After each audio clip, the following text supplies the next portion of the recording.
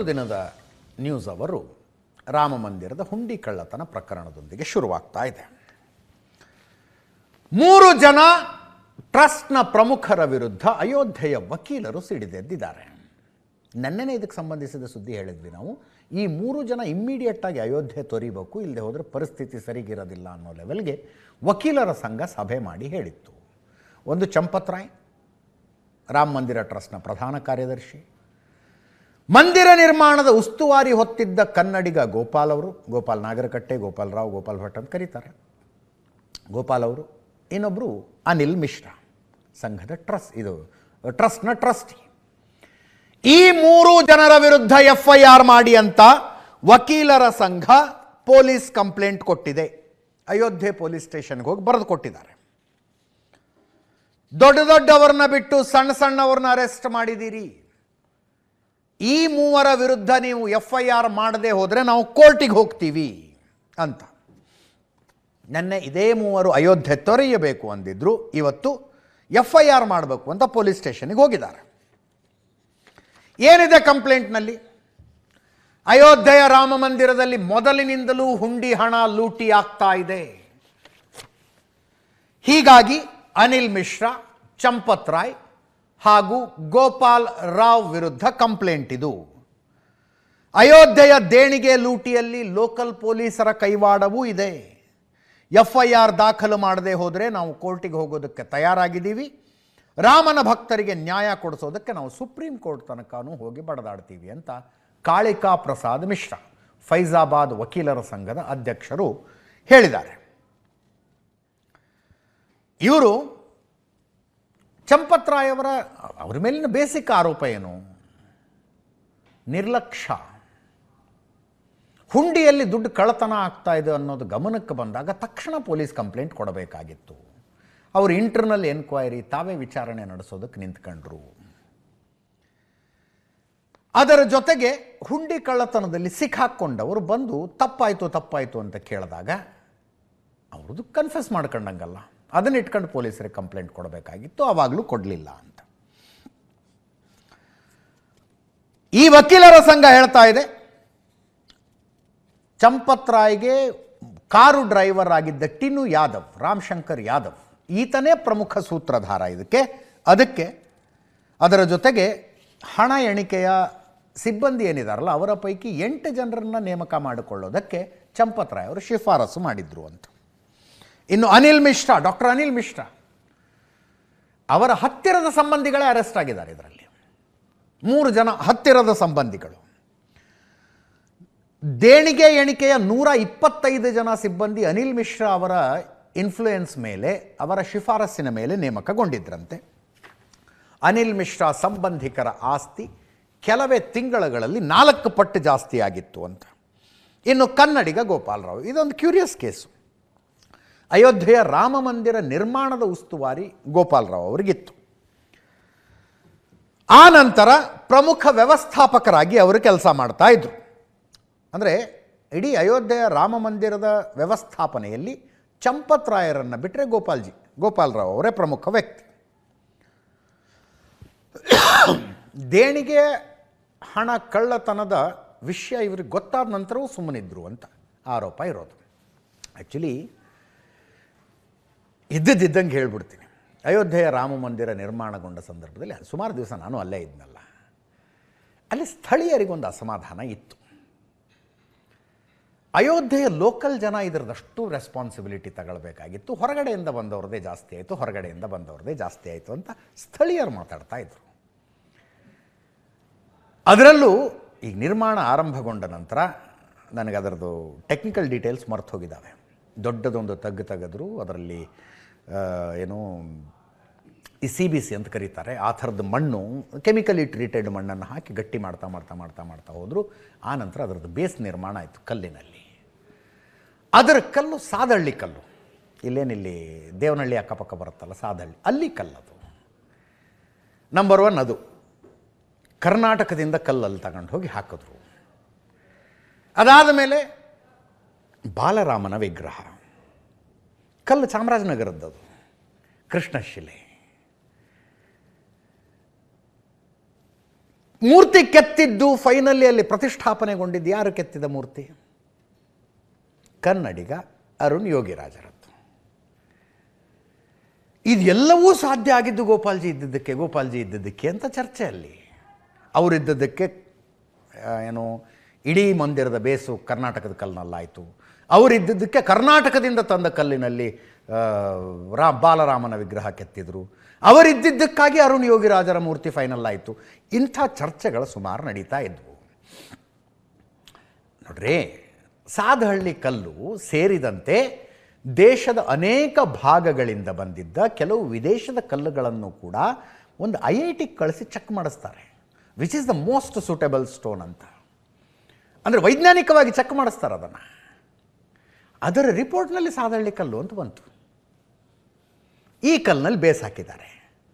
ಅದರ ಮೇಲೆ ಮಂದಿರ ನಿರ್ಮಾಣಗೊಂಡಿರುವಂಥ ಕಲ್ಲಿದೆಯಲ್ಲ, ಅದು ಸ್ಯಾಂಡ್ ಸ್ಟೋನು, ಅದು ರಾಜಸ್ಥಾನದಿಂದ ಬಂತಪ್ಪ. ಅದೇ ಕಲ್ಲೇ ಸೂಕ್ತ ಅಂತ ರಿಪೋರ್ಟ್ ಬಂದಿತ್ತು. ನಾನು ಆ ಮಂದಿರ ನಿರ್ಮಾಣದ ವಿವರಗಳನ್ನು ಚರ್ಚಿಸುವಾಗ ಅವ್ರು ಹೇಳಿದ ಮಾತಿದು. ವೈಜ್ಞಾನಿಕವಾಗಿ ಪ್ರತಿಯೊಂದು ಕಲ್ಲನ್ನು ಟೆಸ್ಟ್ ಮಾಡಿ ಇದು ಸೂಕ್ತ. ದೇವಸ್ಥಾನ ಕನಿಷ್ಠ 1000 ವರ್ಷ ಗಟ್ಟಿಯಾಗಿ ನಿಲ್ಲಬಲ್ಲಂಥ ದೇವಸ್ಥಾನ ಕಟ್ಟಿದ್ದೀವಿ ಅಂತ ಹೇಳ್ತಾ ಇದ್ರು ಅವರು. ಗರ್ಭಗುಡಿಗೆ ಬಳಸಲಾಗಿರುವಂಥ ಮಾರ್ಬಲ್ಲು ಅದು ರಾಜಸ್ಥಾನದಿಂದ ಬಂದಿತ್ತು. ಮೂರ್ತಿಯನ್ನು ಯಾವ ಕಲ್ಲಿನಲ್ಲಿ ಕೆತ್ತಬೇಕು? ಬೇರೆ ಬೇರೆ ಕಡೆಗಳಲ್ಲಿ ಸಿಕ್ಕ ಕಲ್ಲುಗಳನ್ನು ಲ್ಯಾಬಿಗೆ ಕಳಿಸಿ ಚೆಕ್ ಮಾಡಿಸಿದಾಗ ಮೈಸೂರು ಹತ್ರ ಸಿಕ್ಕಂಥ ಕಲ್ಲು ಸೂಕ್ತ ಅಂತ ಲ್ಯಾಬೊರೇಟರಿ ರಿಪೋರ್ಟ್ ಬಂತು. 3 ಜನ ವಿಗ್ರಹಗಳನ್ನು ಕೆತ್ತಿದ್ರು. ಅದರ ಪೈಕಿ 2 ಕರ್ನಾಟಕದವರು, ಒಬ್ಬರು ರಾಜಸ್ಥಾನದವರು. ಅಂತಿಮವಾಗಿ ಗರ್ಭಗುಡಿಯಲ್ಲಿ ಯಾವ ಮೂರ್ತಿ ಪ್ರತಿಷ್ಠಾಪನೆಗೊಳ್ಳಬೇಕು ಅಂತ ಒಂದು ಸಮಿತಿ ರಚನೆ ಮಾಡಿದಾಗ ಅವರು ಎಲ್ಲ ಸೇರಿ ಅರುಣ್ ಯೋಗಿರಾಜರ ಪ್ರತಿಮೆಯನ್ನು ಆರಿಸಿದ್ರು. ಆ 2 ಪ್ರತಿಮೆಗಳನ್ನು ನಾವು ನೋಡಿದ್ದೀವಿ. 3 ಪ್ರತಿಮೆಗಳ ಪೈಕಿ ಈ ಪ್ರತಿಮೆ ಅನ್ನೋ ಕಮಿಟಿ ಆರಿಸ್ತು. ಆದರೂ ರಾಮ ಮಂದಿರದಲ್ಲಿ ಕರ್ನಾಟಕದವ್ರು ಜಾಸ್ತಿ ಆಯಿತು ಅಂತ ಅನ್ನೋದೊಂದು ಚರ್ಚೆ ಹುಟ್ಕೊಂಡ್ಬಿಟ್ಟಿತ್ತಲ್ಲಿ. ನಾನು ಹೋದಾಗಲೇ ಅಬ್ಸರ್ವ್ ಮಾಡಿದೆ ಅದನ್ನು. ಹಿಂಗಂತ ಹೇಳ್ತಾರಲ್ಲ ಅಂತ ಇವ್ರನ್ನ ಕೇಳಿದ್ದಕ್ಕೆ ಇವ್ರು ಹೇಳಿದರು ನನಗೆ, ಎಲ್ಲವೂ ಸಿಸ್ಟಮ್ ಪ್ರಕಾರ ನಡೆದಿದೆ, ಏನು ಮಾಡೋಣ ನಾವು ಮಾತಾಡಿದ್ರೆ ಹಿಂಗೆ ಅಂತ ಅಂದಿದ್ದು. ಇರಲಿ, ಈ ಗೋಪಾಲರಾವ್ ನಿರ್ಲಕ್ಷ್ಯ ವಹಿಸಿದ್ದಾರೆ ಅನ್ನುವ ಆರೋಪ, ಅದರಿಂದ ಇವ್ರ ಮೇಲೆ FIR ಮಾಡಬೇಕು ಅಂತ ಹೇಳಿದ್ದಾರೆ. ಇನ್ನೊಂದು ಇಂಟ್ರೆಸ್ಟಿಂಗ್ ಇಂಟ್ರಡಕ್ಷನಲ್ಲೇ ಹೇಳಿದೆ ನಾನು, ರಾಮ ಮಂದಿರದ ಹುಂಡಿಗೆ ಬಂದಿರೋ ದುಡ್ಡೆಷ್ಟು. ನೆನ್ನೆ ಒಂದು ಲೆಕ್ಕ ಹೇಳಿದ್ವಿ. 2025 ಏಪ್ರಿಲ್ನಿಂದ ಈ ವರ್ಷ ಜನವರಿ ತನಕ 83 ಕೋಟಿ ರೂಪಾಯಿ ಟೋಟಲ್ ರಾಮ ಮಂದಿರಕ್ಕೆ ಬಂದಿರೋದು. ಅದರಲ್ಲಿ ಹುಂಡಿಗೆ ಬಿದ್ದ ಕಾಸು 54 ಚಿಲ್ಲರೆ ಕೋಟಿ. ಇದನ್ನು ಇನ್ ಕಂಪ್ಯಾರಿಸನ್ ವಿತ್ ಅದರ್ ಟೆಂಪಲ್ಸ್ ನೋಡಿದರೆ ಭಾಳ ಚೆನ್ನಾಗಿ ಅರ್ಥ ಆಗುತ್ತೆ. 2024-25 ಸಾಲಿನಲ್ಲಿ ಫೈನಾನ್ಷಿಯಲ್ ಇಯರ್ ಇರಬೇಕಿದು, ಬಹುಶಃ ಫೈನಾನ್ಷಿಯಲ್ ಇಯರ್, ಯಾವ್ಯಾವ ದೇವಸ್ಥಾನದಲ್ಲಿ ಎಷ್ಟೆಷ್ಟು ಹುಂಡಿಗೆ ಹಣ ಬಂದಿದೆ, ದೇವಸ್ಥಾನಕ್ಕೆ ಭಕ್ತರು ಕೊಟ್ಟಿರುವಂಥ ದುಡ್ಡು ಎಷ್ಟು ಅಂತ ಒಂದೊಂದು ದೇವಸ್ಥಾನದ ನೋಡೋಣ. ತಿರುಪತಿ ತಿಮ್ಮಪ್ಪ, ಆಂಧ್ರ ಪ್ರದೇಶ, 2.5 ಕೋಟಿ ಭಕ್ತರು ಬಂದಿದ್ದಾರಲ್ಲಿ. ಹುಂಡಿಯಲ್ಲಿ ಸಂಗ್ರಹವಾದ ದುಡ್ಡು 1611 ಕೋಟಿ ರೂಪಾಯಿ. 2.5 ಕೋಟಿ ಜನರಿಂದ 1611 ಕೋಟಿ ರೂಪಾಯಿ ತಿರುಪತಿ ತಿಮ್ಮಪ್ಪನ ಹುಂಡಿಗೆ ಬಂದಿದೆ. ಆನ್ ಆನ್ ಆವರೇಜ್ ತಿರುಪತಿ ತಿಮ್ಮಪ್ಪನ ದರ್ಶನಕ್ಕೆ ಬಂದ ಒಬ್ಬ ಭಕ್ತ ಎಷ್ಟು ದುಡ್ಡು ಹಾಕಿದಂಗೆ ಆಯ್ತು ಅಲ್ಲಿಗೆ? 644 ರೂಪಾಯಿ ಒಬ್ಬ ಭಕ್ತ ಹಾಕಿರೋ ದುಡ್ಡಿದು. ಜಮ್ಮು ಕಾಶ್ಮೀರದ ವೈಷ್ಣೋದೇವಿ ದೇವಸ್ಥಾನ, ವೈಷ್ಣೋದೇವಿ 98,84,000 ಜನ ಭೇಟಿ ಕೊಟ್ಟಿದ್ದಾರೆ, ದರ್ಶನಕ್ಕೆ ಬಂದಿದ್ದಾರೆ. 98,84,000 ಜನ. ಹುಂಡಿಯಲ್ಲಿ ಸಂಗ್ರಹವಾದ ದುಡ್ಡು 231.5 ಕೋಟಿ ರೂಪಾಯಿ. ಅಲ್ಲಿಗೆ ಆನ್ ಆನ್ ಆವರೇಜ್ ವೈಷ್ಣೋದೇವಿಗೆ ಒಬ್ಬ ಭಕ್ತ ಎಷ್ಟು ದುಡ್ಡು ಹಾಕಿದಂಗಾಯಿತು? 243 ರೂಪಾಯಿ ಹಾಕಿದಂಗಾಯಿತು. ತಿರುಪತಿ ತಿಮ್ಮಪ್ಪ, ಅದೇನೋ ಅಂತಾರಲ್ಲ, ಕಾಸು ಬಿಡ ತಿಮ್ಮಪ್ಪ ಮಾತು ಬಿಡ ಮಂಜುನಾಥ, ಶ್ರೀಮಂತ ದೇವಸ್ಥಾನ, 644 ರೂಪಾಯಿ ಒಬ್ಬ ಭಕ್ತ ಹಾಕ್ತಾನೆ. ವೈಷ್ಣೋದೇವಿಗೆ 243 ರೂಪಾಯಿ ಒಬ್ಬ ಭಕ್ತನ ಆನ್ ಆನ್ ಆವರೇಜ್ ಕಾಣಿಕೆ. ಮಹಾರಾಷ್ಟ್ರದ ಶಿರಡಿ ಸಾಯಿಬಾಬಾ 3 ಕೋಟಿ ಭಕ್ತರು ಬಂದಿದ್ದಾರಲ್ಲಿ.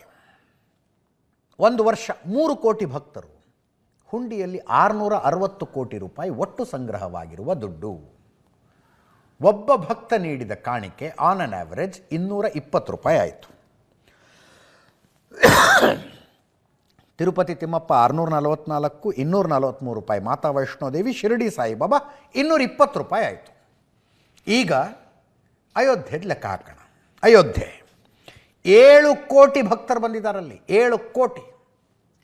2.5 ಕೋಟಿ ತಿರುಪತಿ ತಿಮ್ಮಪ್ಪನಿಗೆ, 98,84,000 ಮಾತಾ ವೈಷ್ಣೋದೇವಿಗೆ, 3 ಕೋಟಿ ಭಕ್ತರು ಶಿರಡಿ ಸಾಯಿಬಾಬಾಗೆ ಹೋದರೆ ಅಯೋಧ್ಯೆಗೆ ಬಂದಿರುವ ಭಕ್ತರ ಸಂಖ್ಯೆ 7 ಕೋಟಿ.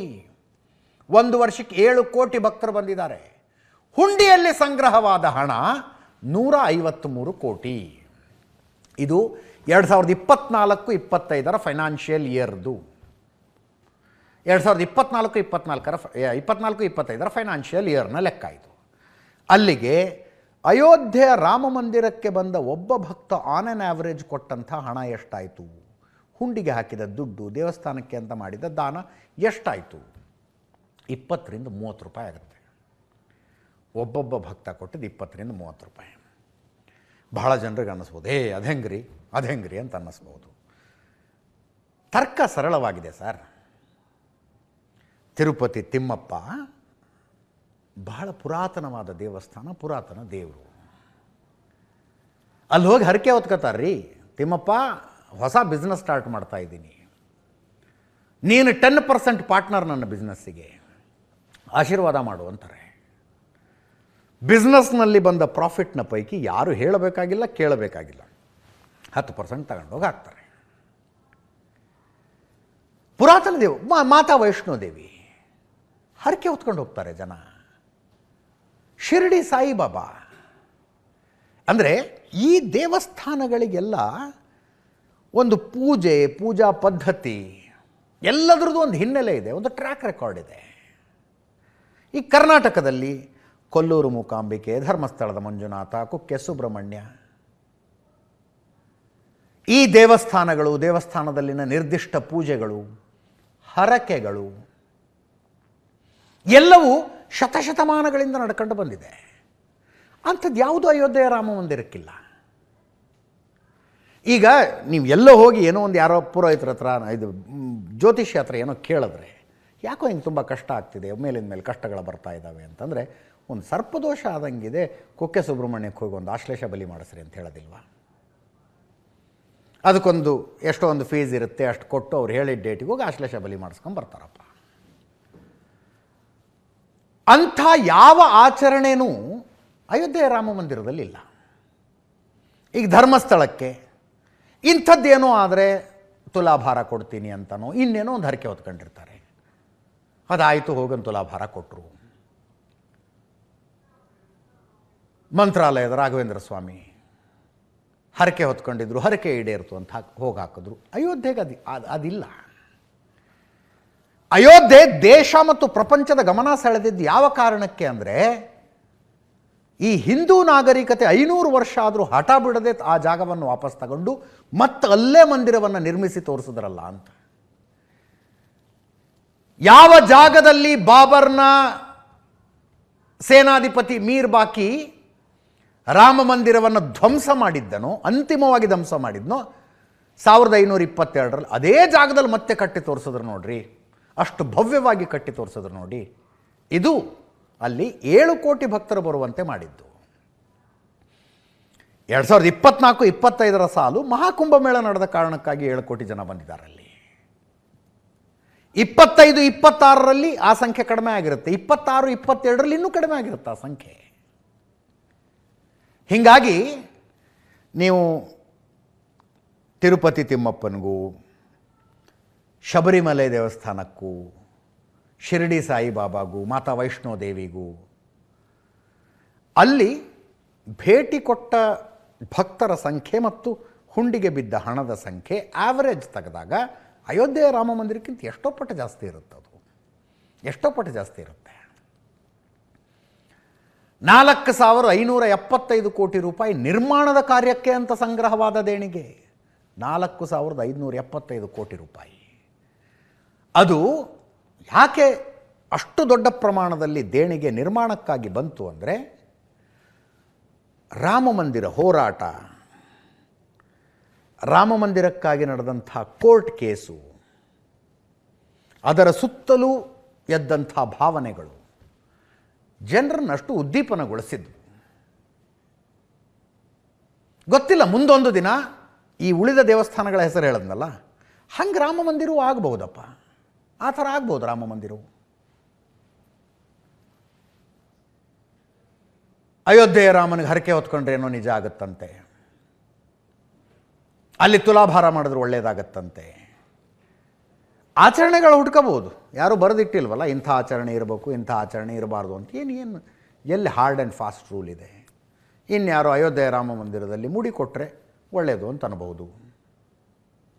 ಮತ್ತಾರೋ ಒಬ್ಬ ಬಂದು ರಾಮನ ಮುಂದೆ ಕೇಳ್ಕಂಡ ಅಂತ ಅನ್ಕೊಳ್ಳಿ, ರಾಮ ಇಂಥದ್ದೊಂದು ನಾನು ವ್ಯವಹಾರ ಶುರು ಮಾಡ್ತಾ ಇದ್ದೀನಿ, ಬಂದ ಲಾಭದಲ್ಲಿ 10% 20% ತಂದು ಹುಂಡಿಗೆ ಹಾಕ್ತೀನಿ ಅಂತ ಹರಕೆ ಹೊತ್ಕೊಂಡ, ಆತನ ವ್ಯವಹಾರ ಸಕ್ಸಸ್ಫುಲ್ ಆಯಿತು ಅಂದ್ಕೊಳ್ಳಿ. ಆತ ಹೇಳ್ತಾನಪ್ಪ ನಾನು ಹಿಂಗೆ ಕೇಳ್ಕೊಂಡಿದ್ದೀರಿ ಆಗಿತ್ತು ಅಂತ, ಅದು ಒಂದು ಹುಡ್ಕೋಬೋದು.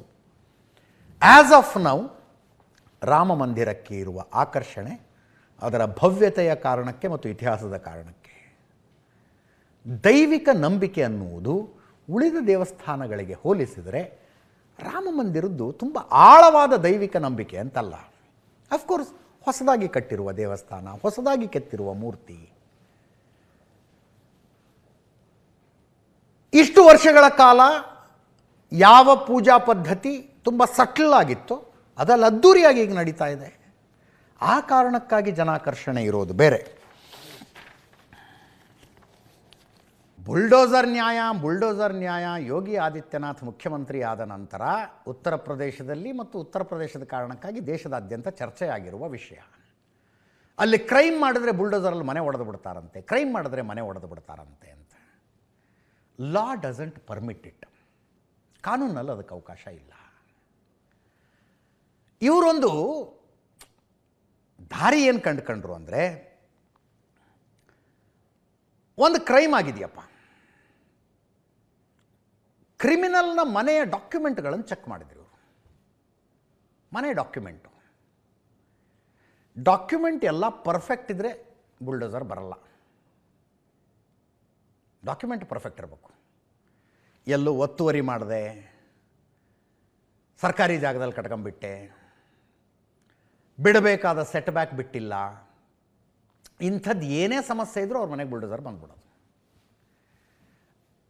ಹೀಗೆ ಡಾಕ್ಯುಮೆಂಟ್ ಸರಿ ಇಲ್ಲ ಅನ್ನುವ ಕಾರಣಕ್ಕಾಗಿ ಮನೆ ಒಡೆದಿದ್ದೀವಿ ಅನ್ನುವ ರಾಜ್ಯ ಸರ್ಕಾರದ ಸಮರ್ಥನೆ ಇತ್ತಲ್ಲ, ಆ ಸಮರ್ಥನೆಯ ಕಾರಣಕ್ಕಾಗಿ ಕೋರ್ಟ್ಗಳು ಏನು ಹೇಳೋದಕ್ಕಾಗಲಿಲ್ಲ. ಇದಕ್ಕೆ ಕೇಸ್ ತುಂಬ ಹಾಕಿದ್ರು, ಕೋರ್ಟ್ ಏನು ಹೇಳೋದಕ್ಕಾಗಲಿಲ್ಲ. ಈಗ ನೋಡಿ, ಅನುಕಲ್ಪ ಮಿಶ್ರಾ ಇವನು ಮನೆ ಕಟ್ಟಿಸ್ತಾ ಇದ್ದ. ಲವಕುಶ್ ಮಿಶ್ರಾ ಇವನು, ಅನುಕಲ್ಪ ಮಿಶ್ರಾ, ಲವಕುಶ್ ಮಿಶ್ರಾ ಇಬ್ಬರು ಮನೆಗಳಿದ್ದಾವೆ, ಇಬ್ಬರು ಸಂಬಂಧಿಕರು ಇವರು.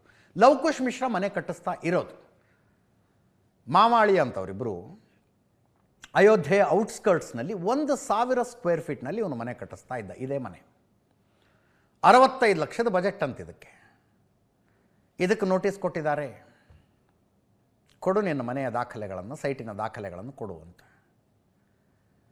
ಇದರಲ್ಲಿ ಏನಾದ್ರು 2 ಅಡಿ ಹೆಚ್ಚು ಕಡಿಮೆ ಆಗಿದೆ ಅಂದರೆ ಅಲ್ಲೂ ಬುಲ್ಡೋಸರ್ ಬರುತ್ತೆ ಅಂತ ಅರ್ಥ. ಲೀಗಲಿ ಕರೆಕ್ಟ್ ಇದ್ರೆ ಬರೋದಿಲ್ಲ. ಅನುಕಲ್ಪ ಮಿಶ್ರಾ ಆತನಿಗೆ ನೋಟಿಸ್ ಕೊಟ್ಟಿಲ್ಲ, ಬಟ್ ಚೆಕ್ ಮಾಡ್ತಿದ್ದಾರಂತೆ.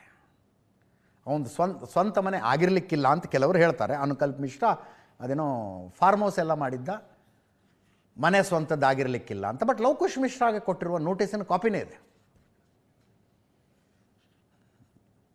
ಅವನು ಅನುಕಲ್ಪ ಮಿಶ್ರಾ ಬೇರೆ ಬೇರೆ ಕಡೆ ಆಸ್ತಿ ತಗೊಂಡಿದ್ದಾನಂತೆ. ಉಳಿದಂತೆ ರಾಜಕೀಯ ಆರೋಪ ಪ್ರತ್ಯಾರೋಪಗಳು ಮುಂದುವರೆದಿದ್ದಾವೆ. ಅಖಿಲೇಶ್ ಯಾದವ್, ಉತ್ತರ ಪ್ರದೇಶದ ಮಾಜಿ ಮುಖ್ಯಮಂತ್ರಿಗಳು, ಅದೊಂದು ವರ್ಡ್ ಕಾಯಿನ್ ಮಾಡಿಬಿಟ್ರು. ಡೊನೇಷನ್ ಫಸ್ಟ್, ನೇಷನ್ ಸೆಕೆಂಡ್ ಅಂತ. ಇವರು BJP ಅವರು ನೇಷನ್ ಫಸ್ಟ್ ಅಂತಿದ್ರಲ್ಲ, ನೇಷನ್ ಫಸ್ಟ್ ಅಲ್ಲ, ಡೊನೇಷನ್ ಫಸ್ಟ್ ಅಂತ. ಆ ಲೈನ್ನಲ್ಲಿ ವಾಗ್ದಾಳಿಗಳನ್ನು ಅಖಿಲೇಶ್ ಯಾದವ್ ಮುಂದುವರಿಸಿದ್ದಾರೆ. SIT ರಚನೆಯಾದ ನಂತರ ಯಾಕೆ FIR ಆಯಿತು? ಅರವಿಂದ್ ಕೇಜ್ರಿವಾಲ್ ಅವರು ಕೇಳ್ತಾ ಇದ್ದಾರೆ. SIT ರಚನೆಯಾದಾಗ FIR ಆಗಿರಲಿಲ್ಲ, ಇದು ಕಾನೂನು ಮೀರಿ ನಡೆದಿರುವಂಥ ಬೆಳವಣಿಗೆ ಅಂತ. ಫರ್ಜಿ FIR ಅಂದ್ರಪ್ಪ, ನಕಲಿ FIR ಹಂಗಂದ್ರೆ ಏನು ಅಂತ ಒಂದು ಅರ್ಥ ಆಗಲಿಲ್ಲ ನನಗೆ. ಇನ್ನು ಬೆಂಗಳೂರಿನಲ್ಲಿ ನಿನ್ನೆ RSSನ ಒಂದು ಸಭೆ ಆಯಿತು. BJPಯ ಹಿರಿಯ ನಾಯಕರುಗಳನ್ನು ಕರೆಯಲಾಗಿತ್ತು. BY ವಿಜಯೇಂದ್ರ, ಬಸವರಾಜ ಬೊಮ್ಮಾಯಿ, ಸದಾನಂದ ಗೌಡರು, ಛಲವಾದಿ ನಾರಾಯಣಸ್ವಾಮಿ, ಪ್ರಹ್ಲಾದ್ ಜೋಶಿ, ಸೋಮಣ್ಣ, ಶೋಭಾ ಕರಂದ್ಲಾಜೆ, ನಳಿನ್ ಕುಮಾರ್ ಕಟೀಲ್, ಪ್ರತಾಪ್ ಸಿಂಹ, ಸುನೀಲ್ ಕುಮಾರ್, ಕೋಟಾ ಶ್ರೀನಿವಾಸ್ ಪೂಜಾರಿ, ಡಾಕ್ಟರ್ K ಸುಧಾಕರ್ ಸೇರಿದಂತೆ ಅನೇಕ ಹಿರಿಯ BJP ನಾಯಕರುಗಳಿದ್ದಂಥ ಸಭೆ. ಆ ಸಭೆಯಲ್ಲಿ ರಾಮ ಮಂದಿರದ ವಿಷಯ ಭಾಳ ಜೋರಾಗಿ ಚರ್ಚೆಗೆ ಬಂತಂತೆ. 3 ತಾಸು ನಡೆದಿದೆ ಈ ಮೀಟಿಂಗು. ಕೇವಲ ಯೋಗಿ ಆದಿತ್ಯನಾಥ್ ಒಬ್ಬರೇ ಸಮರ್ಥನೆ ಮಾಡಿಕೊಳ್ಳುವುದಲ್ಲ, ಎಲ್ಲರೂ ಇದನ್ನು ಸ್ಪಷ್ಟ ನಿಲುವನ್ನು ಹೇಳಬೇಕು, ಅನ್ಡೌಟೆಡ್ ನಿಲುವನ್ನು ಹೇಳಬೇಕು. ಕಳ್ಳತನದ ಮಾಹಿತಿ ಸಿಕ್ಕ ತಕ್ಷಣ SIT ರಚನೆ ಆಗಿದೆ, ಯಾರನ್ನೂ ಬಿಡೋದಿಲ್ಲ, ಆಳಕ್ಕೆ ಹೋಗಿ ತನಿಖೆ ಮಾಡಲಾಗುತ್ತೆ. ಕೇವಲ ಯೋಗಿ ಆದಿತ್ಯನಾಥ್ ಅವರು ಒಬ್ಬರೇ ಮಾತಾಡೋದಲ್ಲ, ಎಲ್ಲರೂ ಒಂದಾಗಿ ಒಂದೇ ರೀತಿಯ ಹೇಳಿಕೆಗಳನ್ನು ಕೊಡಬೇಕು. ದೇಣಿಗೆ ನೀಡಿದ್ದಕ್ಕೂ ಹುಂಡಿ ಕಳ್ಳತನಕ್ಕೂ ವ್ಯತ್ಯಾಸ ಇದೆ. ದೇಣಿಗೆ ನೀಡಿದ್ದರಲ್ಲಿ 1 ರೂಪಾಯಿ ಹೆಚ್ಚು ಕಡಿಮೆ ಆಗಿಲ್ಲ. ದೇಣಿಗೆ ಕೊಟ್ಟಂಥವರು ನಮ್ಮ ದೇಣಿಗೆ ಏನಾಗಿದೆ ಅಂತ ಯಾರೇ ಕೇಳಿಕೊಂಡು ಬಂದರೂ ಅವರಿಗೆ ಉತ್ತರ ಕೊಡಬೇಕು ಅಂತ ಇತ್ಯಾದಿ ಇತ್ಯಾದಿ ನಿರ್ಣಯಗಳಾಗಿದೆಯಂತೆ. ಉತ್ತರ ಪ್ರದೇಶ ವಿಧಾನಸಭಾ ಚುನಾವಣೆ, ಇನ್ನು 8 ತಿಂಗಳಲ್ಲಿ ಉತ್ತರ ಪ್ರದೇಶದಲ್ಲಿ ವಿಧಾನಸಭಾ ಚುನಾವಣೆ. ವಿರೋಧ ಪಕ್ಷಗಳು ಇದನ್ನು ಇಶ್ಯೂ ಮಾಡಿಕೊಳ್ತವೆ, ಅದಕ್ಕೆ ಅವಕಾಶ ಕೊಡಬಾರ್ದು ಅಂತೆಲ್ಲ ಚರ್ಚೆಗಳಾದುವಂತೆ ನಿನ್ನೆ ಸಭೆಯಲ್ಲಿ. ಉಳಿದಂತೆ BJP ಆಂತರಿಕ ರಾಜಕಾರಣದ ವಿಷಯ ಚರ್ಚೆಗೆ ಬಂತಂತೆ. BJP ನಾಯಕರದ್ದು ಇನ್ನೊಂದು ಪ್ರತ್ಯೇಕವಾದ ಸಭೆಯನ್ನು ಕರೆದು ಅದರಲ್ಲಿ ನಿರ್ಣಯಿಸೋಣ ಅಂತ ಮಾತಾಡಿಕೊಂಡ್ರಂತೆ. ನಿನ್ನೆಯ ಸಭೆಯಲ್ಲಾಗಿದ್ದು. ಮುಂದಿನ ಸುದ್ದಿಗೆ ಹೋಗೋಣ. ಆಫ್ಟರ್ ಲಾಂಗ್ ಟೈಮ್ ಪ್ರೈಮ್ ಟೈಮ್ನಲ್ಲಿ ದರ್ಶನ್ ಹೆಸರು ಹೇಳಬೇಕಾದ ಪರಿಸ್ಥಿತಿ ಬಂತು. ನಾವೇನು ತಂದಿದ್ದಲ್ಲ. ಸಂಜೆನೂ ಒಂದು ಮಾತು ಹೇಳಿದೆ ನಾನು, ಇಂಥ ಅಭಿಮಾನಿಗಳಿದ್ದರೆ ಬೇರೆ ಶತ್ರುಗಳೇ ಬೇಡ ಅಂತ. ಹೈಕೋರ್ಟ್ಗೆ ಹೋಗಿ ಒಂದು ಜಾಮೀನು ತಗೊಂಡು ಬಂದರೆ ಆ ಜಾಮೀನು ಕೊಟ್ಟ ರೀತಿಯನ್ನೇ ಸುಪ್ರೀಂ ಕೋರ್ಟ್ ಪ್ರಶ್ನೆ ಮಾಡ್ತು. ಹೆಂಗೆ ಕೊಡೋದಕ್ಕೆ ಸಾಧ್ಯ? ಕ್ಯಾನ್ಸಲ್ ಜಾಮೀನು, ಹೋಗಿ ಒಳಗೆ ಅಂತ ದರ್ಶನನ್ನು ಮತ್ತು ಇತರ ಸಹಚರರನ್ನು ಒಳಗಡೆ ಹಾಕಲಾಯಿತು. ಈಗ ಟ್ರಯಲ್ ನಡೀತಾ ಇದೆ, ವಿಚಾರಣೆ ನಡೀತಾ ಇದೆ ಪ್ರಕರಣದ್ದು. ವಿಚಾರಣೆಯು ಬೇಗ ಬೇಗ ಆಗಬೇಕು ಅಂತ ಒಂದು ಅಪ್ಲಿಕೇಶನ್ ಹಾಕಿ ಸುಪ್ರೀಂ ಕೋರ್ಟ್ನಿಂದ ಅದೊಂದು ಆರ್ಡರ್ ತಗೊಂಡಿದ್ದಾರೆ, ಆದಷ್ಟು ಬೇಗ ವಿಚಾರಣೆ ಮಾಡಿ ಮುಗಿಸ್ಬೇಕು ಅಂತ. ಇದರ ಮಧ್ಯದಲ್ಲಿ ನಡೆದಿರುವಂಥ ಬೆಳವಣಿಗೆ ಕೇಸಿಗೆ ಗುನ್ನ ಇಟ್ಬಿಡ್ತು. ಒಬ್ಬ ಸಾಕ್ಷಿ ನೆನ್ನೆ ಕೋರ್ಟಿನ ಕಟಕಟೆಯಲ್ಲಿ ನಿಂತು ಹೇಳಿದ ವಿಷಯ. ಸಂದೀಪ್ ಅಂತ ಸಾಕ್ಷಿದಾರ. ಸಂದೀಪ್ ಹೇಳಿದ್ದು, 3 ಜನ ಬಂದು ನನ್ನನ್ನು ಕಾರಿನೊಳಗೆ ಕೂಡಿಸ್ಕೊಂಡು ಧಮಕಿ ಹಾಕಿದ್ರು. ಉಲ್ಟಾ ಸಾಕ್ಷಿ ಹೇಳ ನೀನು ಅಂತ ಧಮಕಿ ಹಾಕಿದ್ರು. ನನಗೆ ಪ್ರಾಣ ಬೆದರಿಕೆ ಇದೆ ಅಂತ ಕೋರ್ಟಿನ ಕಟಕಟೆಯಲ್ಲಿ ನಿಂತ್ಕೊಂಡು ನ್ಯಾಯಾಧೀಶರ ಮುಂದೆನೇ ಹೇಳಿಬಿಟ್ರು ಸಂದೀಪ್ ಯಾರು? ತುಮಕೂರು ಹತ್ತಿರದ ದುರ್ಗಾ ಬಾರ್ ಆ್ಯಂಡ್ ರೆಸ್ಟೋರೆಂಟ್ನ ಮ್ಯಾನೇಜರು. ದುರ್ಗಾ ಬಾರ್ ಆ್ಯಂಡ್ ರೆಸ್ಟೋರೆಂಟ್ನ ಮ್ಯಾನೇಜರ್ದು ಏನು ಸಾಕ್ಷಿ? ಸಹಜವಾಗಿ ಪ್ರಶ್ನೆ ಬರುತ್ತೆ. ಈ ಅತ್ಯುತ್ಸಾಹಿ ಅಭಿಮಾನಿ ಸಂಘದವರು ಹೋಗಿ ರೇಣುಕಾಸ್ವಾಮಿನ ಕಿಡ್ನ್ಯಾಪ್ ಮಾಡ್ಕೊಂಬಂದ್ರಲ್ಲ, ಅಲ್ಲಿಂದ ಕಿಡ್ನ್ಯಾಪ್ ಇನ್ ದ ಸೆನ್ಸ್ ಕರೆದು ಕಾರ್ನಲ್ಲಿ ಕೂಡಿಸ್ಕೊಂಡು ಕರ್ಕೊಂಬರ್ತಾ ಇದ್ರಲ್ಲ. ದಾರಿಲಿ ತುಮಕೂರಿನ ಇದೇ ದುರ್ಗಾ ಬಾರ್ ಆ್ಯಂಡ್ ರೆಸ್ಟೋರೆಂಟ್ನಲ್ಲಿ ಗಾಡಿ ನಿಲ್ಲಿಸಿ ರೇಣುಕಾಸ್ವಾಮಿನೂ ಕರ್ಕೊಂಡೋಗಿ ಲಿಕ್ಕರ್ ಖರೀದಿ ಮಾಡಿದ್ರಂತಿಲ್ಲಿ. ಲಿಕ್ಕರ್ ಖರೀದಿ ಮಾಡಿ ರೇಣುಕಾಸ್ವಾಮಿ ಹತ್ರ ದುಡ್ಡು ಕೊಡಿಸಿ ಕಾರ್ನಲ್ಲಿ ವಾಪಸ್ ಕರ್ಕೊಂಬಂದಿದ್ದಾರೆ. ಆವತ್ತು ಲಿಕ್ಕರ್ ಕೊಟ್ಟಿದ್ದು ಇದೇ ಸಂದೀಪನ ಸಾಕ್ಷಿ ಬರ್ಕೊಂಡಿದ್ದಾರೆ, ಚಾರ್ಜ್ ಶೀಟಿನ ಭಾಗ ಅದು. ಅದರಲ್ಲಿದೆ, ಇಂಥವ್ರು ಬಂದರು, ಇಷ್ಟೊತ್ತಿಗೆ ಬಂದರು, ಇಂಥದ್ದನ್ನು ಖರೀದಿ ಮಾಡಿದ್ರು, ನಾನು ಅವ್ರಿಗೆ ಅದನ್ನು ಕೊಟ್ಟು ಇಷ್ಟು ದುಡ್ಡು ಇಸ್ಕೊಂಡಿದ್ದೀನಿ. ಆತ ಬಂದು ಸಾಕ್ಷಿ ಹೇಳಬೇಕು. ಸಂದೀಪ ಬಂದು ಸಾಕ್ಷಿ ಹೇಳಿದ್ರೆ ಏನಾಗುತ್ತೆ?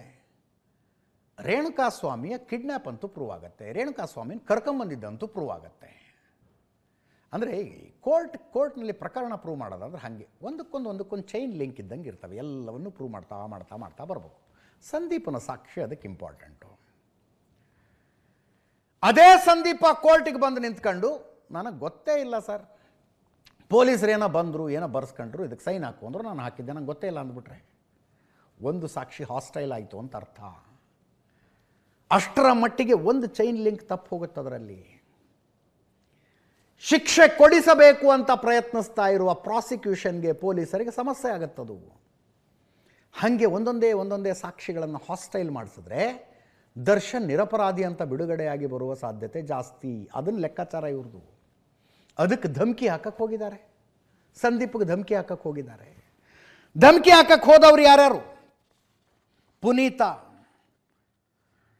ಪುನೀತ್ಗಿದು ಬೇಡವಾಗಿತ್ತು.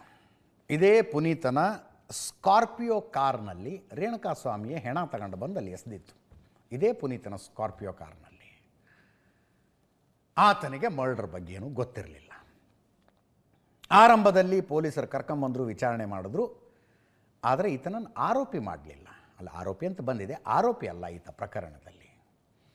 ಅಂದರೆ ಏನೋ ಸುಳ್ಳು ಹೇಳಿ ಅವನ ಕಾರ್ ತಗೊಂಬಂದು ಆ ಕಾರ್ನಲ್ಲಿ ಹೆಣ ಸಾಗಿಸಿದಾರಪ್ಪ. ಅವನದು ಕಿಡ್ನ್ಯಾಪ್ನಲ್ಲಾಗಲಿ ಮರ್ಡರ್ನಲ್ಲಾಗಲಿ ಆ್ಯಕ್ಟಿವ್ ಇನ್ವಾಲ್ವ್ಮೆಂಟ್ ಇಲ್ಲ ಅಂತ ಪೊಲೀಸರು ಏನಂದರು. ಸರಿ, ನೀನು ಬಂದು ಸಾಕ್ಷಿ ಹೇಳು ಸಾಕು ಅಂದರು. ಇಂಥವ್ರು ಬಂದು ನನ್ನನ್ನು ಇಂಥ ದಿವಸ ನನ್ನ ಕಾರನ್ನು ತಗೊಂಡು ಹೋಗಿದ್ರು, ನಾ ಈ ಕಾರಣಕ್ಕೆ ನಾನು ಕಾರ್ ಕೊಟ್ಟಿದ್ದೆ, ಅಷ್ಟು ಹೇಳಪ್ಪ ನೀನು ಸಾಕು ಅಂತ. ಅದು ಪುನೀತನಿಗೆ ಮಾಡಿರೋ ದೊಡ್ಡ ಉಪಕಾರ ರೀ. ಇವನು ಭಾಗಿಯಾಗಿದ್ದ ಕಾನ್ಸ್ಪಿರಸಿಯಲ್ಲಿ ಅಂತ ಒಳಗಡೆ ಹಾಕಿದ್ರೆ ಕಂಬಿ ಎಣಿಸ್ಬೇಕಾಗಿರ್ತಿತ್ತು. ಅಷ್ಟು ಉಪಕಾರ ಆಗಿದೆಯಪ್ಪ ನನ್ನ ಜೀವನದಲ್ಲಿ, ನನ್ನ ಪಾಡಿಗೆ ನಾನು ಇರ್ತೀನಿ. ಕೋರ್ಟ್ನಿಂದ ಯಾವಾಗ ಸಮನ್ಸ್ ಬರುತ್ತೋ ಅವಾಗ ಹೋಗಿ ಸಾಕ್ಷಿ ಹೇಳಿ ನನ್ನ ಜೀವನ ನಾನು ಮಾಡ್ಕೊಂಡು ಹೋಗ್ತೀನಿ ಅಂತ ಸುಮ್ಮನಿರೋದಲ್ವ ಈ ಅವಿವೇಕಿ. ಈತ ಲೀಡರ್ಶಿಪ್ ತಗೊಂಡಿದ್ದಾನೆ, ಸಾಕ್ಷಿ ಬೆದರಿಕೆಯ ಲೀಡರ್ಶಿಪ್ಪು. ಜೊತೆಗೆ ಸುಹಾಸ ಮತ್ತು ವೇಣು ಅನ್ನುವಂಥ ಇನ್ನಿಬ್ಬರು. ಇವರು ಯಾರು? ತುಮಕೂರು ದರ್ಶನ್ ಅಭಿಮಾನಿ ಸಂಘದ ಸದಸ್ಯರಂತಿವರು. ದರ್ಶನ್ ಅಭಿಮಾನಿ ಸಂಘದ ಸದಸ್ಯರು. ನಾ ಹೇಳಿದ್ರಲ್ಲಿ ಏನು ತಪ್ಪಿದೆ ನೀವೇ ಹೇಳಿ. ಇಂಥ ಅಭಿಮಾನಿಗಳಿದ್ದರೆ ಯಾರಿಗೂ ಬೇರೆ ಶತ್ರುಗಳೇ ಬೇಡ, ಸಾಕು ಇಂಥ ಅಭಿಮಾನಿಗಳಿದ್ದರು. ಅಲ್ಲಿ ಚಿತ್ರದುರ್ಗದ ಜಿಲ್ಲಾ ದರ್ಶನ್ ಅಭಿಮಾನಿ ಸಂಘದ ಅಧ್ಯಕ್ಷ ಅವನು ರಾಘವೇಂದ್ರ ಕಿಡ್ನ್ಯಾಪ್ ಮಾಡ್ಕೊಂಬಂದು ಇಲ್ಲಿ ಕೊಟ್ಟ ರೇಣುಕಾಸ್ವಾಮಿನ. ಅದಕ್ಕೆ ಮರ್ಡರ್ ಆಯಿತು. ಈ ಅಭಿಮಾನಿಗಳು ಕೇಸಿನ ವಿಟ್ನೆಸ್ಸನ್ನು ಹೆದರ್ಸಕ್ಕೆ ಹೋಗಿದ್ರು.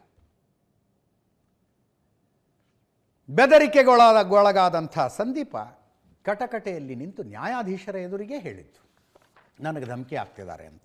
ನ್ಯಾಯಾಧೀಶರು ಪೊಲೀಸರಿಗೆ ಇನ್ಸ್ಟ್ರಕ್ಟ್ ಕೊಟ್ಟರು, ಇಮಿಡಿಯೇಟಾಗಿ FIR ಮಾಡಿಕೊಂಡು ತನಿಖೆ ಮಾಡಿ ಇದನ್ನು ಅಂತ. ತನಿಖೆ ಮಾಡಿದ್ರು. 3 ಜನನ ಅರೆಸ್ಟ್ ಮಾಡ್ಕೊಂಡು ಬಂದಿದ್ದಾರೆ. ಈಗ ಕಾಮಾಕ್ಷಿ ಪಾಳ್ಯದ ಪೊಲೀಸರು 3 ಜನರನ್ನು ಅರೆಸ್ಟ್ ಮಾಡ್ಕೊಂಡು ಬಂದಿದ್ದಾರೆ. ಸುಹಾಸ್, ವೇಣು ಮತ್ತು ಪುನೀತ್ ಕರ್ಕೊಂಬಂದು 50th JCMM ಕೋರ್ಟ್ಗೆ ಪ್ರೊಡ್ಯೂಸ್ ಮಾಡಿದ್ರು. ನ್ಯಾಯಾಲಯ 5 ದಿನಗಳ ಪೊಲೀಸ್ ಕಸ್ಟಡಿಗೆ ಹೆಚ್ಚಿನ ವಿಚಾರಣೆಗಾಗಿ ಇವರನ್ನು ಕೊಟ್ಟಿದೆ. ಇದೆಲ್ಲದರ ಇಂಪ್ಯಾಕ್ಟ್ ಏನಾಗುತ್ತೆ ಹೇಳಿ? ಪ್ರಾಸಿಕ್ಯೂಷನ್ಗೆ ವಾದ ಮಾಡೋದಕ್ಕೆ ಇನ್ನೊಂದು ಅಂಶ ಸಿಕ್ತ್ರಿ. ಈಗ ಈ ಸಂದೀಪ ಒಬ್ಬನನ್ನೇನ ಇವರು ಭೇಟಿಯಾಗಿ ಧಮಕಿ ಹಾಕಿ ಉಲ್ಟಾ ಹೊಡಿಬೇಕು ಅಂತ ಹೇಳಿದ್ದು, ಬೇರೆ ಯಾರಿಗೂ ಹೇಳಿರ್ತಾರೆ. ಅವರ ಪೈಕಿ ಕೆಲವರು ಹೋಗಲಿ ನಿಜ ಹೇಳಿ ಆಗದಾರು ಏನಿದೆ ನಾನು ಉಲ್ಟಾ ಹೊಡೆದ್ರಾಯ್ತು ಅಂತ ಅಂದ್ಕೊಂಡಿರ್ಬೋದು. ಅಥವಾ ಮತ್ತೆ ಯಾರಿಗೂ 50,000 1 ಲಕ್ಷ ತಗೊಳ್ಳಯ ದುಡ್ಡು ಏನು ಮಾಡೋದಿದೆ, ದರ್ಶನಿಗೆ ಶಿಕ್ಷೆ ಕೊಡಿಸಿ, ನನಗೇನು ಗೊತ್ತಿಲ್ಲ ಅಂತ ಒಂದು ಹೇಳ್ಬಿಡು ನೀನು ಅಂದಾಗ ಅವನು ಹ್ಞೂ ಅಂದಿರ್ಬೋದಪ್ಪ. ಈಗ ಹಾಸ್ಟೈಲ್ ಆದರೆ ನೋಡಿ, ಇಂಥದ್ದೊಂದು ಕೇಸ್ ಮೊದಲೇ ಆಗಿತ್ತು ಅಂತ ಪೊಲೀಸರಿಗೆ ತೋರಿಸೋದಕ್ಕೆ ಬರೋದಿಲ್ವಾ? ಪ್ರಾಸಿಕ್ಯೂಷನ್ ಅವರು ತೋರಿಸೋದಕ್ಕೆ ಬರೋದಿಲ್ವಾ? ವಿನಯ್ ಕುಲಕರ್ಣಿ ಕೇಸ್ನಲ್ಲಿ ಆಗಿದ್ದು ಇದೇ ರೀ, ಯೋಗೇಶ್ ಗೌಡ ಮರ್ಡರ್ ಕೇಸ್ನಲ್ಲಿ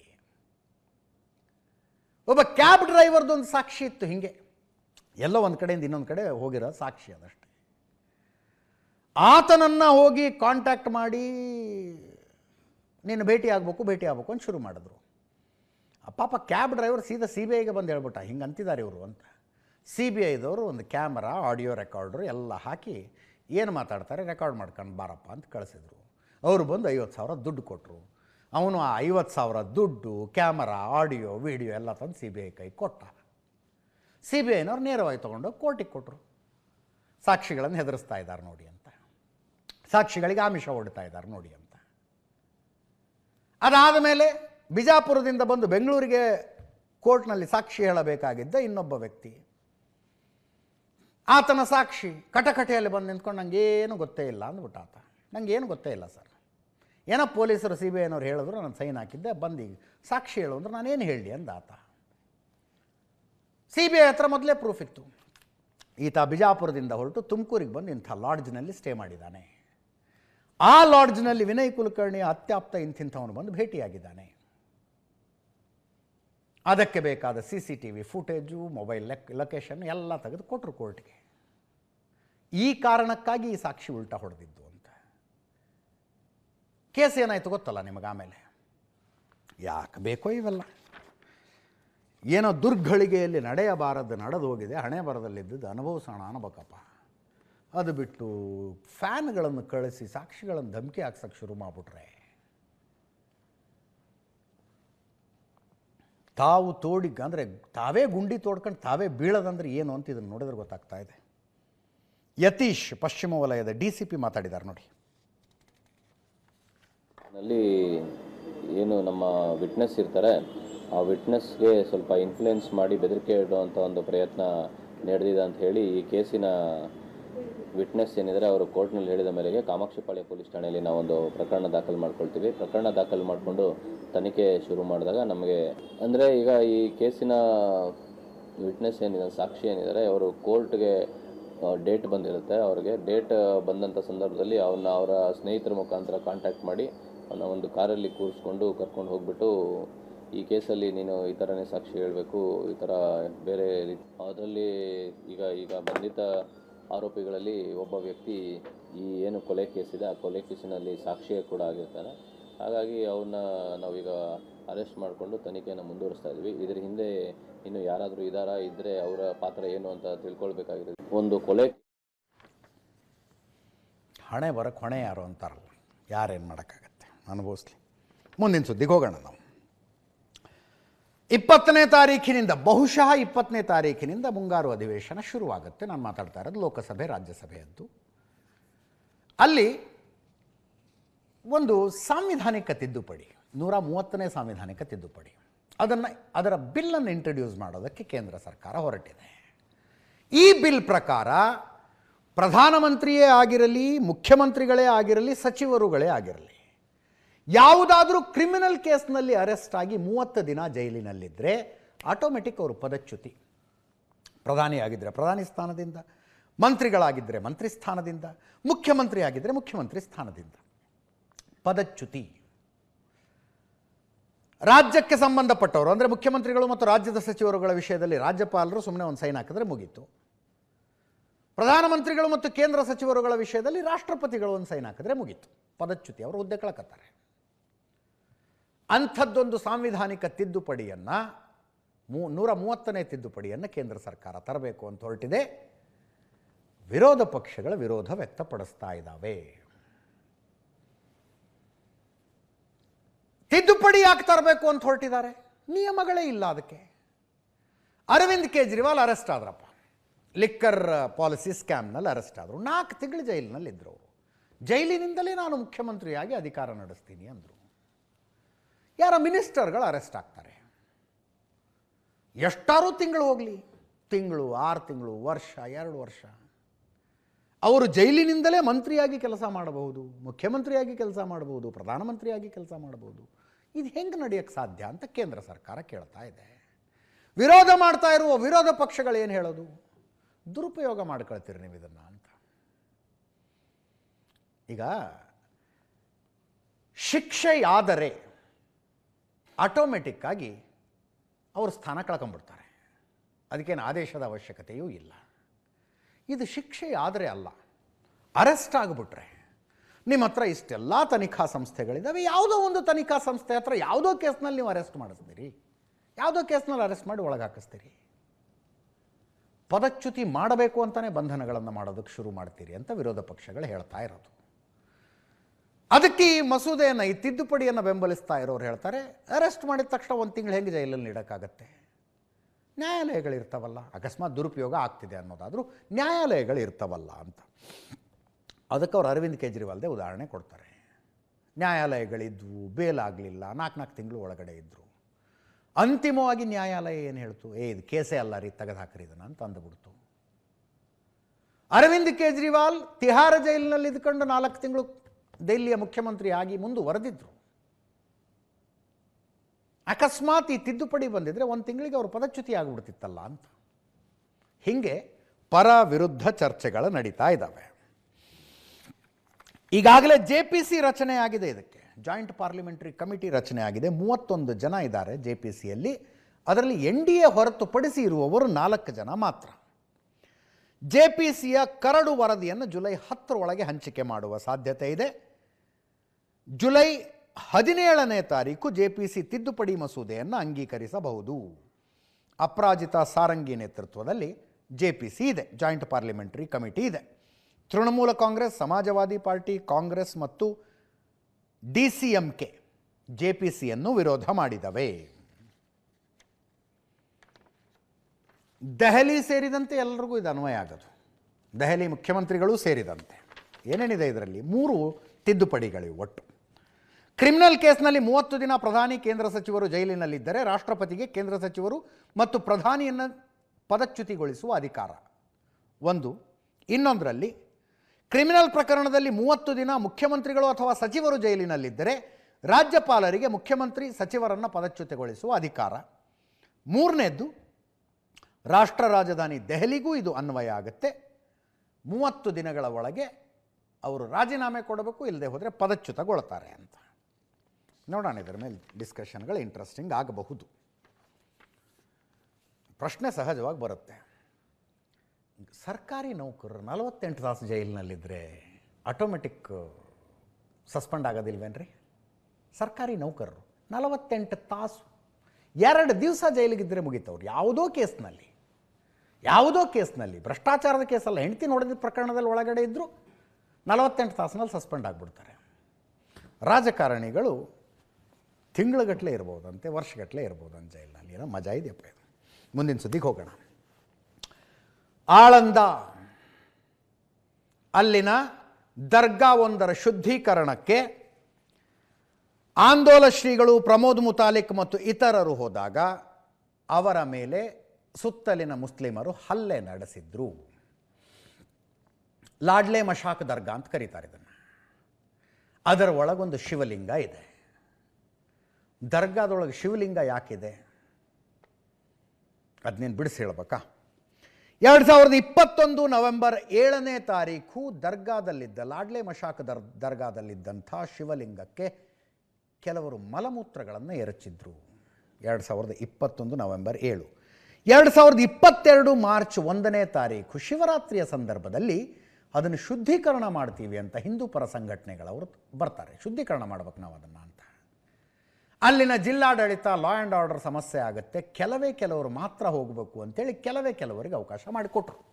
ಅದರಲ್ಲಿ ಇವರು ಆಂದೋಲ ಶ್ರೀಗಳು, ಪ್ರಮೋದ್ ಮುತಾಲಿಕ್ರು ಮತ್ತು ಇತರರು ಇದ್ರು. 10-11 ಜನರಿಗೇನೋ ಅವಕಾಶ ಮಾಡಿಕೊಡ್ತೀವಿ ಅಂತಾರೆ ಅವರು. ಈ 10-11 ಜನ ಒಳಗಡೆ ಹೋದಾಗ 100 ಜನ ನುಗ್ಗಿಬಿಟ್ರು. ಶುದ್ಧೀಕರಣ ಮಾಡೋದಕ್ಕೆ ಬಿಡೋದಿಲ್ಲ ಅದನ್ನ ಅಂತ. ಪೊಲೀಸರು ಚದುರಿಸಿದ್ರು. ಶುದ್ಧೀಕರಣ ಮಾಡೋದಕ್ಕೆ ಹೋದವ್ರು ಬದುಕು ಬಂದಿದ್ದೇ ದೊಡ್ಡದು ಅನ್ನೋ ಥರ. ನೋಡಿ, ಅವತ್ತಿನ ದೃಶ್ಯಗಳನ್ನು ನೋಡ್ತಾ ಇದ್ದೀರಿ. ದಾಳಿ ಮಾಡುವುದಕ್ಕೆ ಬಂದ 100ಕ್ಕೂ ಹೆಚ್ಚು ಜನರ ಕೈಯಲ್ಲಿ ತಲವಾರುಗಳಿದ್ವು ಅಂತ ಪೊಲೀಸ್ ರಿಪೋರ್ಟ್ ಇದೆ. ಅಷ್ಟೆಲ್ಲ ಆಯಿತು. ಅವರ ಮೇಲೆ ಕೇಸ್ಗಳಾದವು, ಬಂಧನಗಳಾದವು, ಕೆಲವರ ರಿಲೀಸ್ ಆಯಿತು, ಎಲ್ಲ ಆಯಿತು. ಇತ್ತೀಚೆಗೆ ದಾವಣಗೆರೆ ದಕ್ಷಿಣ ವಿಧಾನಸಭಾ ಚುನಾವಣೆಯ ಉಪಚುನಾವಣೆಯಲ್ಲಿ ಇದೊಂದು ಮುಸ್ಲಿಂ ರಿಫ್ಟ್ ಆಯ್ತಲ್ಲ, ಅದಾದ ಮೇಲೆ ಸಿದ್ದರಾಮಯ್ಯನವರು ಮುಖ್ಯಮಂತ್ರಿ ಆಗಿದ್ದರು. ಕ್ಯಾಬಿನೆಟ್ಟು ಈ ಪ್ರಕರಣವನ್ನು ವಾಪಸ್ ತಗೊಂಡ್ಬಿಡ್ತು. ಕೇಸೇ ವಾಪಸ್. ಇದನ್ನು ಪ್ರಶ್ನಿಸಿಕೊಂಡು ಒಟ್ಟು 8 ಕೇಸ್ ಆಗಿದ್ವಿ ಇಲ್ಲಿ. 8 ಕೇಸು ವಾಪಸ್ಸು ಅಂತ. ಇಲ್ಲೂ ಕೂಡ ಪೊಲೀಸರು ಸ್ಪಷ್ಟವಾಗಿ ಹೇಳಿದರು, ಕೇಸ್ ವಾಪಸ್ ತಗೋಬೇಡಿ, ಇವರೆಲ್ಲ ಹಾರ್ಡ್ ಕೋರ್ ಕ್ರಿಮಿನಲ್ಗಳಿದ್ದಾರೆ ಅಂತ ಹೇಳಿದರು. ಕ್ಯಾಬಿನೆಟ್ ನಿರ್ಧಾರ ತಗೊಂಡಿತು. ಗಿರೀಶ್ ಭಾರದ್ವಾಜ್ ವಕೀಲರು ಇದನ್ನು ಪ್ರಶ್ನೆ ಮಾಡಿಕೊಂಡು PIL ಹಾಕಿದ್ರು. ಹೈಕೋರ್ಟ್ ಇದಕ್ಕೆ ತಡೆ ಕೊಟ್ಟಿದೆ. ಕ್ಯಾಬಿನೆಟ್ನ ನಿರ್ಣಯಕ್ಕೆ ಹೈಕೋರ್ಟ್ ತಡೆ. ಇದರ ಬಗ್ಗೆ ಸ್ವತಃ ಗಿರೀಶ್ ಭಾರದ್ವಾಜು ಮಾತಾಡಿದ್ದಾರೆ. ಗೃಹ ಸಚಿವ ಪ್ರಿಯಾಂಕ್ ಖರ್ಗೆ ಅವರು ಮಾತಾಡಿದ್ದಾರೆ. ಕೋರ್ಟಿಗೆ ಕೆಲವು ಜನ ಹೋಗಿದ್ದಾರೆ. ಇವತ್ತು ಕೋರ್ಟ್ ಒಂದು ಆದೇಶ ನೀಡಿದ್ದಾರೆ ಅಂತ ಹೇಳ್ತಾ ಇದ್ದಾರೆ. ಈಗ ಅರ್ಧ ಗಂಟೆ ಆಗಿದೆ. ಆರ್ಡರ್ ಬರಲಿ, ಆರ್ಡರ್ದು ಟ್ರೂ ಕಾಪಿ ಬಂದಾದಮೇಲೆ we will see what it is. But ಯಾವುದೇ ರೀತಿಯಾಗಿ ನಾವು ಯಾವುದೇ ನಿಯಮಗಳನ್ನು ಉಲ್ಲಂಘನೆ ಮಾಡಿಲ್ಲ. ಏನೇ ಇದ್ರೂ ಆ್ಯಸ್ ಪರ್ ಲಾ ನಾವು ಮಾಡ್ತೀವಿ. ಅಕಸ್ಮಾತ್ ಇಲ್ಲ ಅಲ್ಲ, ಅದು ಗುಲ್ಬರ್ಗ, ಅದು ಲಾಡ್ಲೆ ಮಶಾಕ್ ದರ್ಗಾ, ಅದು ನನಗೆ ಗೊತ್ತಿದೆ ಅಲ್ಲ. ಇವರೇ ಹಿಂದೆ ಹುಬ್ಬಳ್ಳಿ ಗಲಭೆಯಲ್ಲಿ ಪೊಲೀಸ್ ಠಾಣೆ ಮೇಲೆ ದಾಳಿ ಮಾಡಿದಂಥವ್ರ ಪ್ರಕರಣಗಳನ್ನು ವಾಪಸ್ ತೊಗೊಂಡಾಗ ಹೈಕೋರ್ಟ್ ಅವ್ರಿಗೆ ಚಿಮಾರಿಯನ್ನು ಹಾಕಿತ್ತು. ಇಂಥ ಗಂಭೀರ ಪ್ರಕರಣಗಳನ್ನು ವಾಪಸ್ ತಗೋಬಾರ್ದು ಅಂತ ಆದೇಶ ಮಾಡಿದರೂ ಸಹ ಈ ಬಾರಿ ಸರ್ಕಾರ ಆಳಂದ ಸೇರಿದಂತೆ 52 ಪ್ರಕರಣಗಳನ್ನು ವಾಪಸ್ ತೊಗೊಂಡಿತ್ತು. ಕಾನೂನನ್ನು ಉಲ್ಲಂಘನೆ ಮಾಡಿ, ಅಂದರೆ 321 CRPC ಉಲ್ಲಂಘನೆ ಮಾಡಿ ಕ್ಯಾಬಿನೆಟ್ ತಾನಾಗಿ ತನ್ನ ನಿರ್ಧಾರವನ್ನು ತಗೊಂಡು ರಾಜಕೀಯ ಕಾರಣಕ್ಕೆ ಇಂಥ ಪುಂಡು ಪೋಖರಿಗಳನ್ನು ವಿರುದ್ಧ ಇರುವಂಥ ಪ್ರಕರಣಗಳನ್ನು ವಾಪಸ್ ತೊಗೊಂಡಿತ್ತು. ಅದಕ್ಕೆ ಇವತ್ತು ಹೈಕೋರ್ಟ್ ಬ್ರೇಕ್ ಹಾಕಿದೆ. ಸರ್ಕಾರದ ಕಾನೂನು ವಿರೋಧಿ ಆದೇಶ ಏನಿತ್ತು, ಉಲ್ಲಂಘಿಸಿದ ಆದೇಶ, ಅದಕ್ಕೆ ಹೈಕೋರ್ಟ್ ಇವತ್ತು ತಡೆಯನ್ನು ಕೊಟ್ಟಿದೆ. ಕ್ರಿಮಿನಲ್ ಕೇಸ್ಗಳನ್ನು ವಾಪಸ್ ತೆಗೆದುಕೊಳ್ಳುವ ವಿಷಯದಲ್ಲಿ ಕ್ಯಾಬಿನೆಟ್ಗೆ ಇರುವ ಅಧಿಕಾರದ್ದೇ ಒಂದು ವಿಮರ್ಶೆ ಆಗಬೇಕಾಗಿದೆ.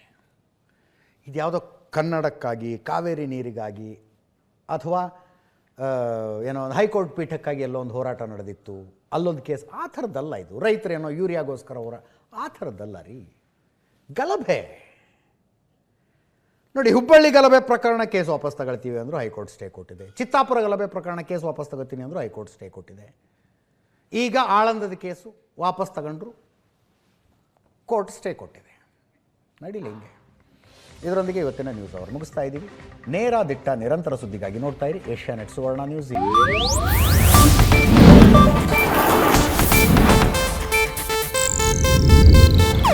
ಇದು ಏಷ್ಯಾನೆಟ್ ನ್ಯೂಸ್ ನೆಟ್ವರ್ಕ್ ಪ್ರಸ್ತುತಿ.